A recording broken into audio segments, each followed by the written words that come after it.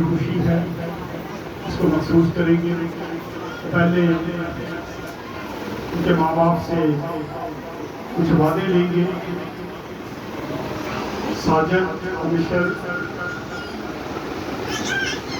आप इस बच्ची की परवरिश अच्छे तरीके से करेंगे। दुनियावी तालीम के साथ साथ इसको रूहानी तालीम भी दिलवाएंगे, इसको चर्च लेके आएंगे, और जब ये बड़ी होगी तो इसको बपतिस्मे की तालीम दिलवाएंगे ताकि ये बपतिस्मा ले सके।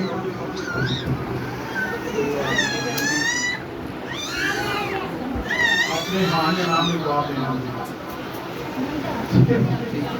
आप जब ये बड़ी होगी तो आप इसको चर्च लेके आएंगे ताकि ये बपतिस्मा ले सके।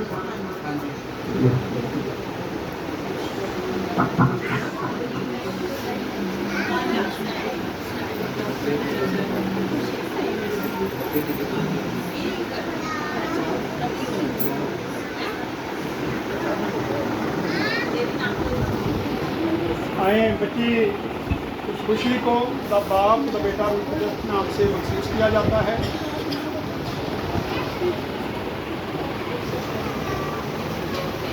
आज के बाद ये बच्ची इस कलीसिया का एक फर्द बन चुकी है।